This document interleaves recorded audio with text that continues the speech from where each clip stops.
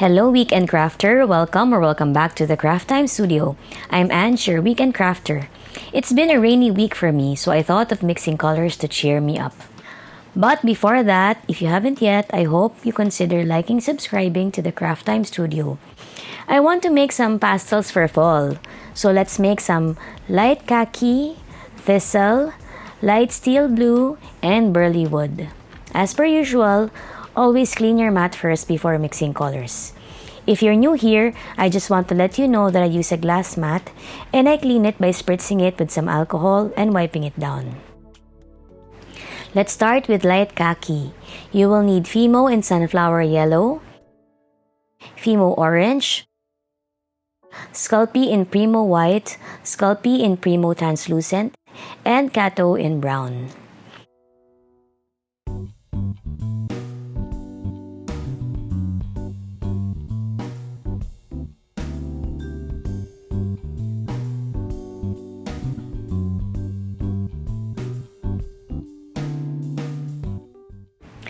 Cut 1/4 part sunflower yellow and 1 part white.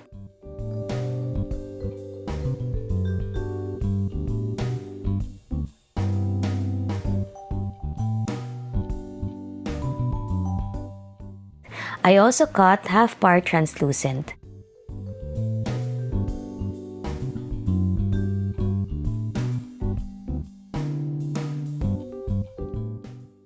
Condition the white clay and then mix this with the yellow clay. Normally, I would pound on my yellow clay because it's so hard and crumbly. But as my white clay is fresh and brand new, it was easier to blend my colors. By the way, I use a pasta roller in mixing my colors, which I will definitely recommend for those who prefer making custom colors because it really does help make the mixing of the colors more even.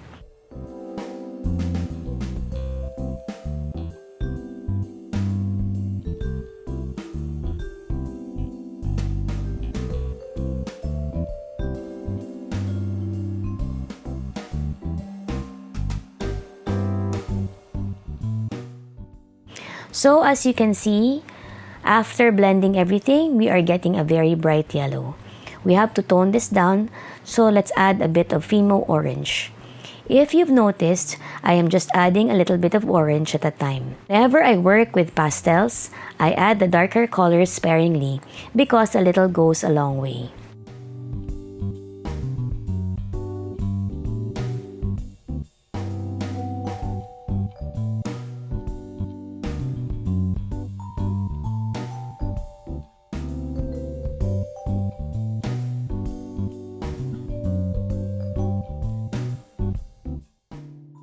Then, I add another part of white. Mixing pastels consume a lot of white, so I am glad my order of white clay finally arrived. I ordered it from the States sometime in April, and it had just arrived a few weeks ago. So you can imagine my frustration in not having my white clay.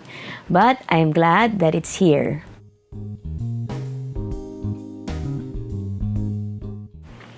Then, I add the last bit of orange to the mix.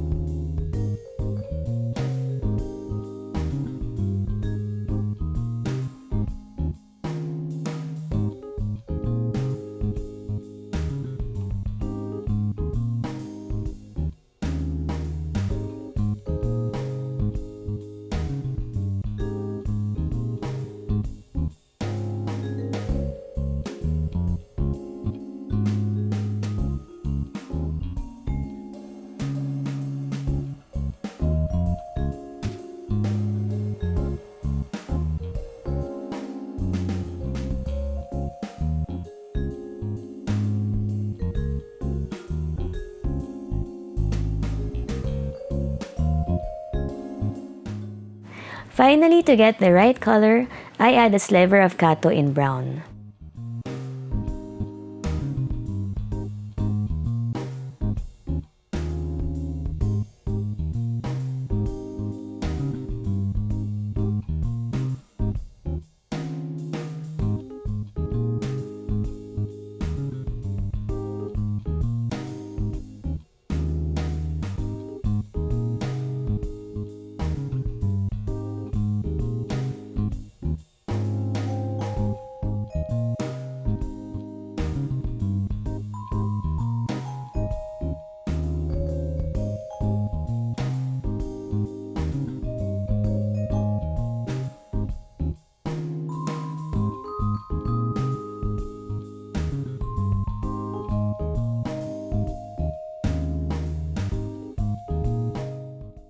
So when do you stop mixing your clay? I stop when my colors are no longer streaky. So in this case, when I still see streaks and maybe blobs of colors or dots of colors, I continue to mix them until all the colors are completely incorporated.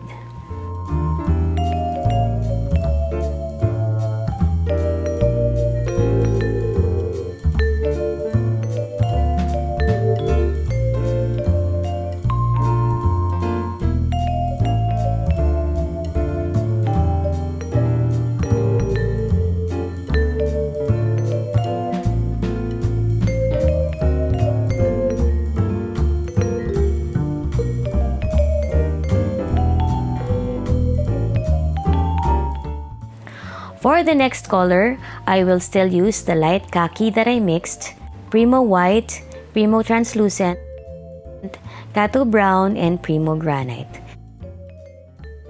We'll call this color Burly Wood.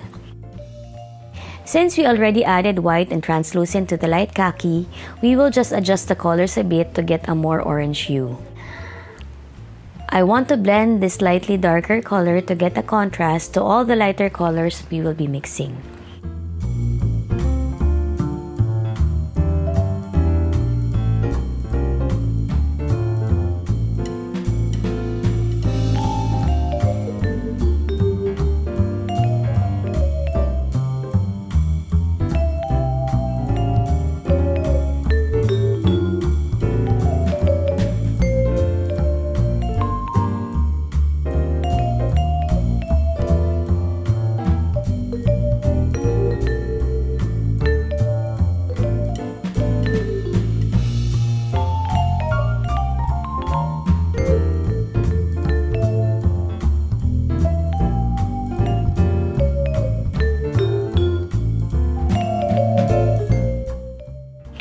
And also, to give the color some texture, I added half part of granite to the mix.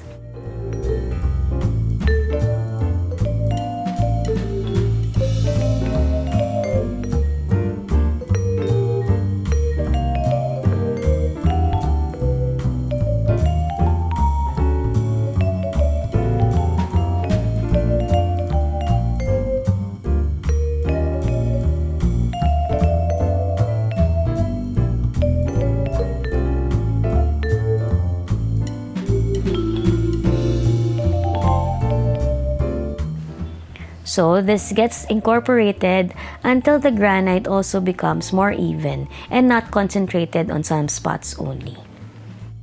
The next color, which I called Thistle, is from Fimo Neon Purple, White, and Translucent.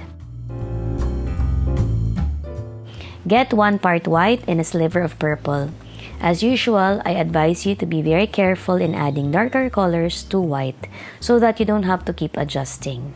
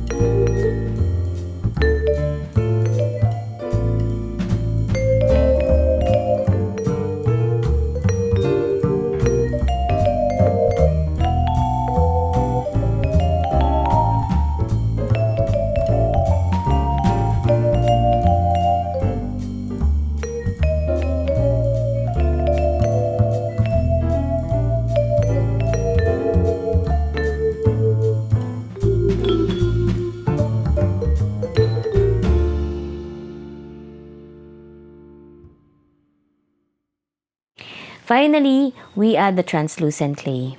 The translucent clay softens my colors and I use it often when mixing pastels. It also literally makes my mix softer, so I suggest resting the clay before using it.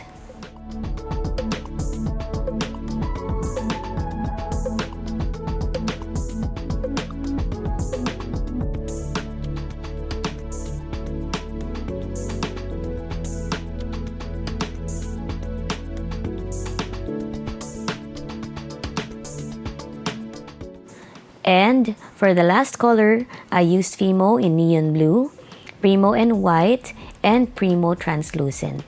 Let's call this color light steel blue. I cut one part white and then slowly incorporated the blue to this mix.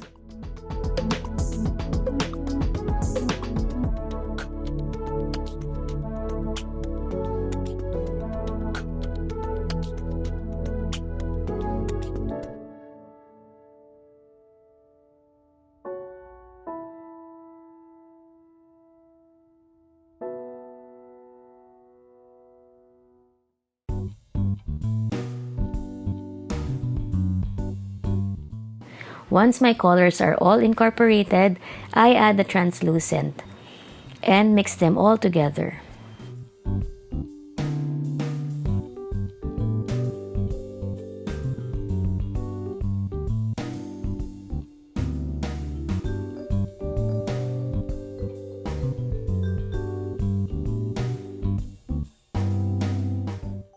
YouTube also recently added a super thanks button, so if you've learned something from my video, it would really help my channel out if you could click on this.